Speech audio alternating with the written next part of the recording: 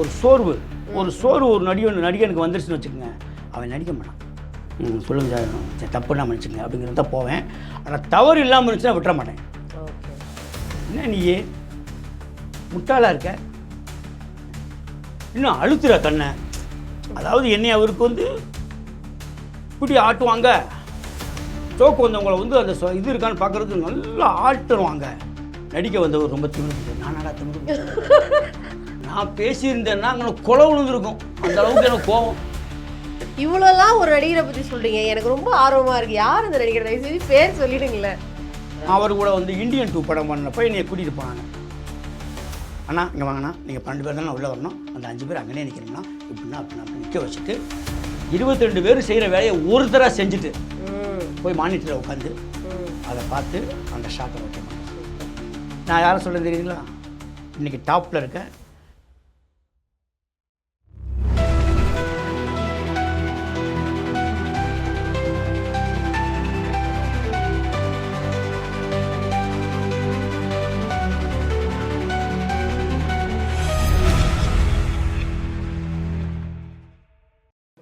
Sir, இப்போ நீங்கள் வந்து நிறைய வந்து சீரியல்ஸில் வந்து இப்போ படங்கள்லேயும் ஒர்க் பண்ணுறீங்க இல்லையா, நடிச்சிட்டு இருக்கீங்க பரவாயில்ல.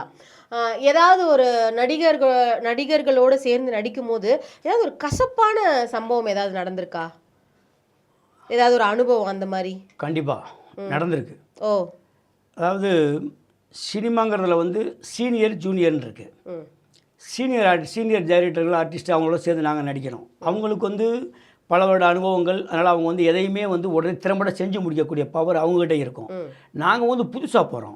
நாங்கள் போனோம்னா எங்களுக்கு எங்கே நிற்க, எங்கே நடக்க, எங்கே அப்படிங்கிறது வந்து அவங்க வந்து இந்த டைரக்டர்ஸ் வந்து சொல்லும்போது அதை நம்ம செய்வோம். சில நேரங்களில் இல்லை, பல நேரங்களில் நாங்கள் தவறாக செஞ்சுருவோம். ஏன்னா எங்களுக்கு நாங்கள் திடீர்னு தானே உள்ளே வந்தோம். ரொம்ப அதனால் அப்படி இருக்கும்போது அதை வந்து எங்களுக்கு மேலே இருக்க ஜூனியர் ஆர்டிஸ்ட் கூட நாங்கள் நடிக்கிறோம். அவங்க என்ன செய்வாங்கன்னா, நிறைய பேர்த்து கூட அவங்க என்ன செய்வாங்கன்னா, அண்ணே அப்படி இல்லைண்ணே, கொஞ்சம் இப்படி வந்து நில்லுங்கண்ணே, அவர் சார் அதான் சொல்கிறாரு, கொஞ்சம் என் கூட இப்படி பேசுங்கண்ணே அப்படி இப்படி கொஞ்சம் எங்களை அந்த ஒரு கம்ஃபர்ட் ஜோனுக்கு ஆசுவாசப்படுத்தி எங்களை கொஞ்சம் அந்த ஒரு வெக்கப்பட வைக்காமல், எப்படின்னு கேட்டிங்கன்னா ஒரு சோர்வு ஒரு நடிகனுக்கு வந்துருச்சுன்னு வச்சுக்கோங்க, அவன் நடிக்க மாட்டான். எந்த ஒரு மனுஷன் வந்து அது ஹெல்த்தியாக அந்த ஒரு பவரோடு இருக்கானோ அவன் எதை கொடுத்தாலும் செய்வான். ஒருத்தனை ரொம்ப கசக்கி ஒருத்தனை போட்டு திட்டி வச்சு அது பண்ணும்போது அவன் அதுக்குள்ளே போயிட்டான்னு வச்சுக்கோங்க, அவனை வெளியில் கொண்டு வரது ரொம்ப கஷ்டம். அதுக்குள்ளே நம்ம ஷூட்டிங்கே முடிஞ்சிடும். ஆமாம், அதனால் வந்து சில நடிகர்கள் வந்து சில நடிகர்கள் பல பேர் வந்து என்ன செய்கிறாங்கன்னா, எங்களை மாதிரி வரவங்களை வந்து ஆசுவாசப்படுத்துவாங்க. நான் எல்லா ஆர்டிஸ்ட்டு கூடயும் நடிச்சிருக்கேன், சின்னத்திரை ஆர்டிஸ்ட்டு கூட. அவங்களாம் அண்ணே வாங்கினேன் அப்படின்னு சொல்லுவாங்க. சொல்லி சரிங்க தம்பி அப்படின்னு சொல்லி நம்ம செஞ்சிருவோம். அதில் ஒரு நடிகர் ஒருத்தர் இருக்கார். அவர் வந்து இப்போ இல்லை, இருந்தாலும் வந்து நம்ம பேசி ஆகணும். என்ன அனுபவம்னு கேட்டீங்க. அவர் வந்து டைரக்டராக இருந்திருக்காரு, நிறைய படங்கள் பெரிய ஆர்டிஸ்ட் கூட பண்ணியிருக்காரு. ஆனால் அவருக்கு வந்து என்னன்னு கேட்டிங்கன்னா, அவர்கிட்ட நடிக்க போனேன் ஒரு வாட்டி. அவர் ஒரு இயக்குனர் ப்ளஸ் நடிகர், அனைத்தும் அவர் பெரிய ஆர்டிஸ்ட் கூட எல்லாம் வந்து நடித்த ஒரு நல்ல ஒரு ஓப்பனாக சொன்னால் அவர் நம்ம மனசில் வந்து ஒரு திறம்பட ஒரு நல்ல ஒரு நடிக்கக்கூடிய ஒரு நடிகர், எதையுமே ஒரு சிறப்பாக செய்யக்கூடிய ஒரு அந்த மாதிரி மனிதர். அவர் கூட நடிக்கிறதுக்கு நான் வந்து அப்போ வந்து புதுசு தான், இருந்தாலும் வந்து ஒரு 3 மாதத்துலேயே நான் வந்து ரெடி ஆகிட்டேன். ஏன்னா அங்கே இருக்க பிரச்சனைகளை தெரிஞ்சுக்கிட்டேன். டைரக்டர்ஸ் வந்து நம்மளை ஏன் திட்டுறாங்கன்னு முதல்ல கண்டுபிடிச்சேன். நம்ம செய்கிற தவறுக்கு திட்டுறாங்க, அப்போ நம்ம வந்து சரியாக செய்யணும். அதை கண்டுபிடிச்சேன், சரியாக செஞ்சேன். அவங்க என்னை திட்டலை. அப்போ அவங்க திட்டுறதில்லை, நம்ம தப்பு பண்ணால் அவங்க திட்டுறாங்கிறத கண்டுபிடிச்சேன்.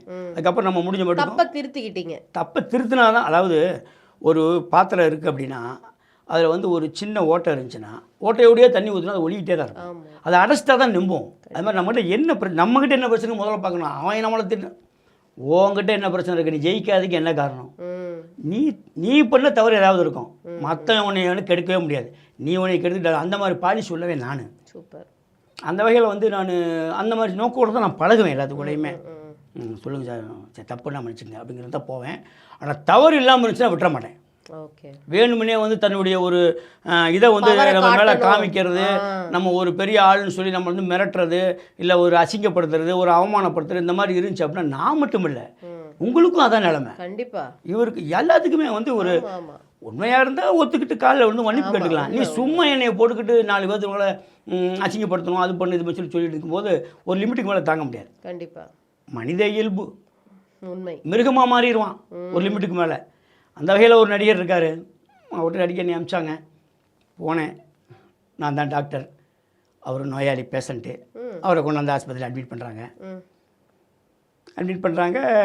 அதை ஒரு டைரக்டர் வந்து டைரக்ஷன் பண்ணிகிட்ருக்காரு. அது ஒரு ரூமுக்குள்ளே படுக்க வச்சாச்சு. அந்த டைரக்டர் அவர் படுத்திருக்காரு. நடிகர் டைரக்டர் படுத்திருக்காரு. அந்த இதெல்லாம் அதில் போட்டு வச்சுருக்காங்க.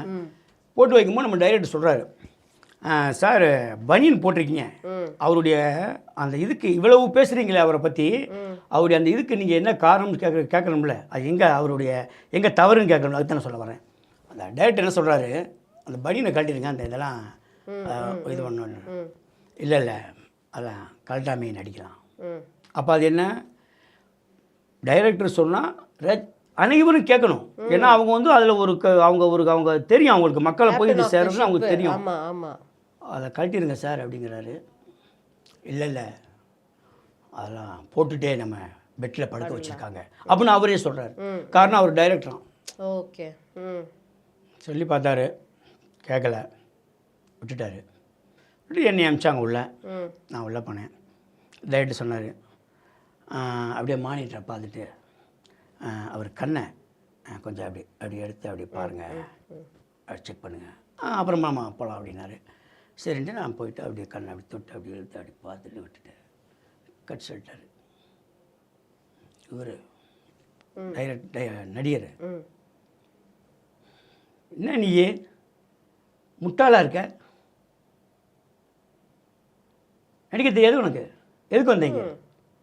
சார் என்ன சார் பண்ண, இப்படியா பார்ப்பாங்க, எப்படி பார்ப்பாங்க, எப்படி பார்ப்பாங்க, இப்படி பார்ப்பாங்க, இப்படி இருக்கிறியா அப்படின்னாரு.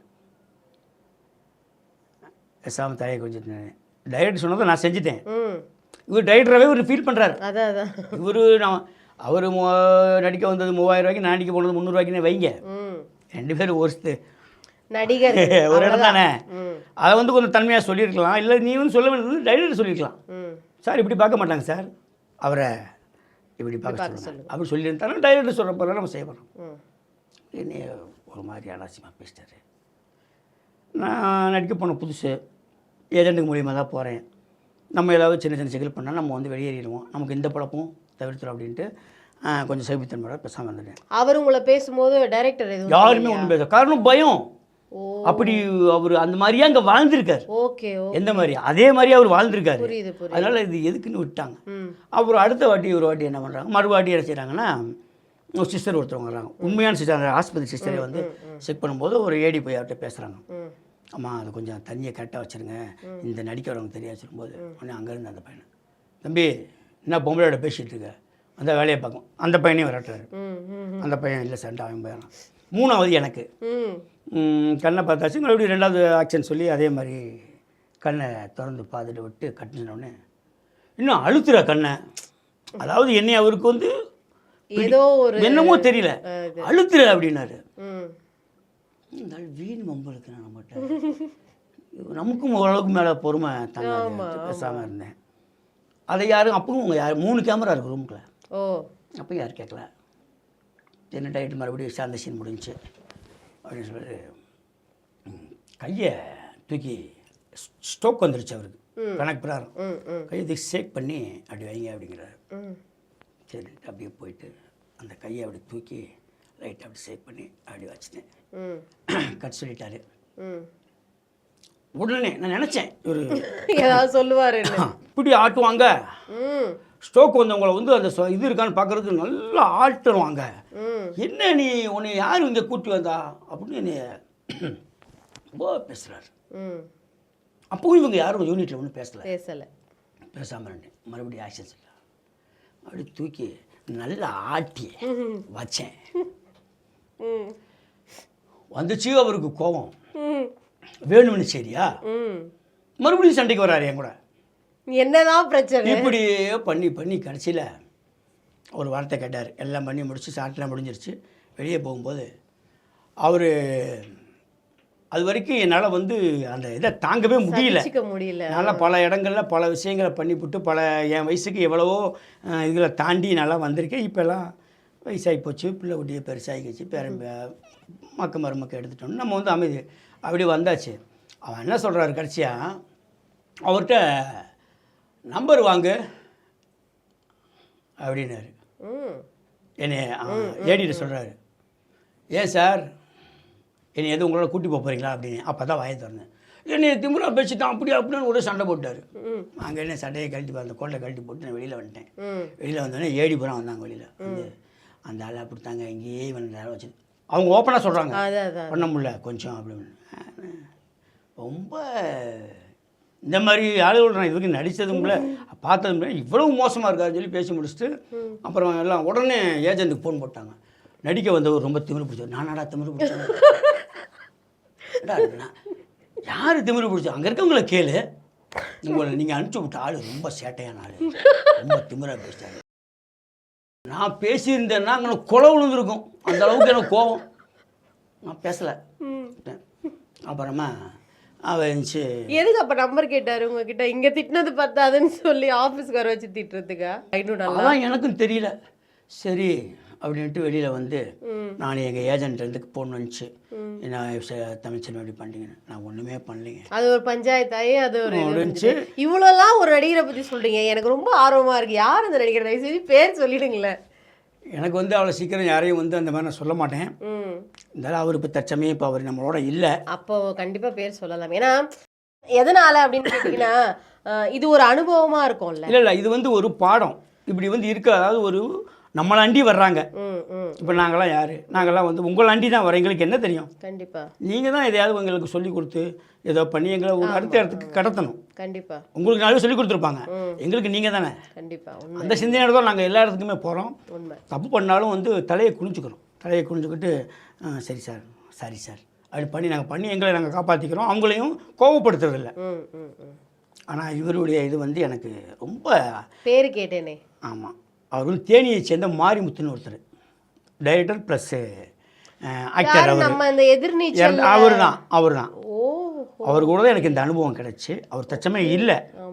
ஆனால் இதை நான் இப்போ ஏன் அதை நான் உங்கள்கிட்ட இதை தெரியப்படுத்தினேன் அப்படின்னா, நம்ம வந்து ஒரு இடத்துக்கு நம்ம வந்துட்டோம் அப்படிங்கிற பட்சம் வந்துருச்சு அப்படின்னா உடனே நம்ம புரட்சித் தலைவர் சொன்ன மாதிரி தான், பதவி வரும்போது பணிவு வரணும். கண்டிப்பாக ஒருபடி நீ மேலே போயிட்டேன்னா உனக்கு கீழே இருக்கவனை வந்து நீ வந்து டேன்னு கூப்பிட்டுருந்தா என்ன தம்பின்னு கூப்பிடணும்.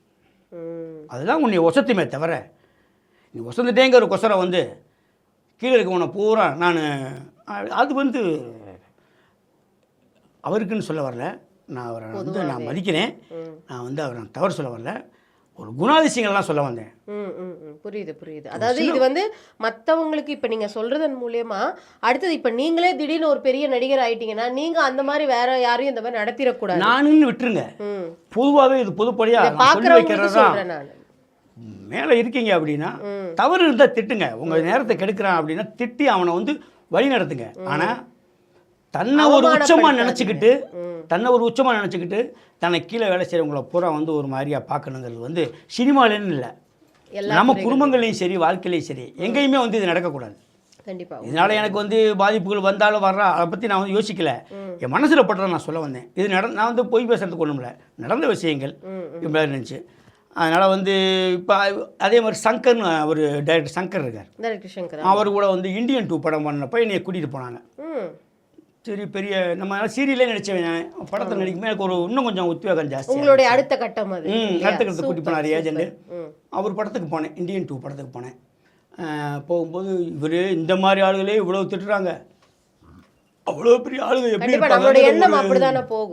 பயம் இருந்துச்சு. அது மாதிரி ஒரு சங்கர் போயாச்சு. அது ஒரு மாதிரி தங்கம் வெளியெல்லாம் குமிச்சு வச்சு ஒரு மாதிரி சீன் எடுக்கிறதுக்கு வச்சுருந்தாங்க பணம்லாம். அப்போ வந்து பார்த்தீங்கன்னா சங்கர் வந்து என்ன பண்ணுறாருன்னா 20-22 ஏடி இருக்காங்க. ஆனால் அவர் என்ன பண்ணுறாருன்னா வந்து இங்கே எல்லாத்தையும் தம்பி இங்கே வாங்க, அண்ணா இங்கே வாங்க இப்படி பாட்டுங்க. அவர் பண்ணாத சாதனைகள் கிடையாது. ஆனால் அவர் வந்து இடத்துல வந்து அந்த தொழிலை வந்து அவர் வந்து அவ்வளோ ஒரு இதாக செய்கிறாரு. வந்து எங்களை அண்ணா இங்கே வாங்கண்ணா, நீங்கள் 12 பேர் தானே உள்ளே வரணும், அந்த 5 பேர் அங்கேயே நிற்கணும்னா இப்படின்னா அப்படின்னா அப்படி நிற்க வச்சுட்டு 22 பேர் செய்கிற வேலையை ஒருத்தராக செஞ்சுட்டு போய் மானிட்டரில் உட்காந்து அதை பார்த்து அந்த ஷாட்டை ஓகே பண்ணுறாரு. அதனால தான் அவர் அந்த உயரத்துல இருக்காரு. அதைத்தான் நான் சொன்னேன். அவருடைய அந்த அந்த அந்த இது பாருங்க, இன்னைக்கு பாருங்க அந்த சங்கர். பணிவு. அப்புறம் எங்காலும் ஒருத்தர் வந்து ஒரு டைலாக்கு ஒரு 15 தடவை தப்பு பண்ணுறாரு. எங்கால் நாங்கள் தான் பின்னால் நிற்கிறோம், எங்களுடைய ஃப்ரெண்டு அவர் பண்ணுறாரு. இவரே வந்து 15 தடவையும் ஒரு வார்த்தை தவறாக பேசல. அண்ணே அதான் கொண்டு வந்துட்டீங்க, கொஞ்சம் மாறி இருக்கு, இன்னும் கொஞ்சம் அப்படி இதுக்கு பேர் தட்டி கொடுத்து வேலை வாங்குறது அப்படின்னு அவரை சலிக்காமல் கோவப்படாமல் எந்த விதமான ரியாக்ஷனும் இல்லாமல் அவரை நண்பனாகவும் தன்னுடைய அண்ணனாகவும் நினச்சி அந்த அவருடைய காரியத்தை சாதித்து அவர் பேச வச்சுட்டு அந்த சீனை முடித்தார். 15 டேக்கு முடிச்சதுக்கப்புறம் கூட அவர் கை கொடுத்தாரு, நல்லா இருக்குன்னு தான். Super super. நான் யாரை சொல்ல தெரியுதுங்களா? இன்றைக்கி டாப்பில் இருக்க சங்கர் சார். சங்கர் அவர்கள். இந்த மாதிரி மனிதர்கள் கூடயும் நம்ம பழகுறோம். சில மனிதர்கள் அந்த மாதிரி இருக்காங்க. நான் என்ன சொல்கிறேன், ஆமாம்மா, போகிற போக்கில் வந்து இப்படியும் ஆட்களை பார்க்குறோம், இப்படியும் ஆட்களை பார்க்குறோம், பயணிச்சுக்கிட்டே இருக்கோம். வெற்றியின் வழி யாரோ அவங்க பின்னால் நாம். சூப்பர். பூச்சாமி ஆமாங்க, அப்படியே போய் முன்னால் போய் சொல்லி நிற்கிற, பின்னால் வந்து நில்லு அப்படின்னாரு. உன் உடம்புக்குள்ளே என்ன இருக்கோ, உன் மூஞ்சியில் என்ன இருக்கோ, உன் கை என்ன சொல்லுதோ, உன் மூஞ்சி அதை மட்டும் செய்ய. எனக்கு பயமாக இருக்குது, எனக்கு 2 வார்த்தை கூட வராது. பைத்தியக்காரனாக இருக்கேன், இவ்வளோ பேச்சு பேசிட்டு இருக்கேன், ஒரு வார்த்தை நிமிந்து மரியாதை கொடுத்து பேச நான் பாரு பேசிட்டு இருக்கிறேன். ஆறா மரம் மாதிரி நின்றுக்கிட்டு இருக்கிறேன். முதல்ல நான் பேசிட்டேன், பாரு 1/2 மணி நேரமாக இவங்கள்ட பேசிகிட்டு இருக்கேன், இந்த தலைக்கு சிவப்பு பெயிண்ட் அடிச்சிருக்கேன், அது சிவப்பு அடிச்சிருக்கேன், ஒரு வார்த்தை கூட பேச மாட்டேங்கிறான் அப்படின்னு சொன்னேன். அவன் நல்லா போகிறான், அவனு தான் கண்டு தெரியாது, நல்லா போகிறான். அவர் நானும் முட்ட வேண்டிய சூழ்நிலை வந்துருச்சு. விஜய் சேதுபதி சாரும் நானும் முட்ட வேண்டிய சூழ்நிலை வந்துருச்சு. என்னம்மா பேச்சு பேசுகிறேன், பதில் சொல்லுங்க சொல்லி தான் வந்து உட்கார வைக்கிறேன். ஆமா, அப்ப அதுக்கு உண்டான பதில நீங்க சொல்லிட்டா சரிங்க சார், நம்ம அடுத்த கேள்விக்கு போவோம். சரிம்மா, நான் முடிச்சுக்கிறேன். ரொம்ப நன்றி.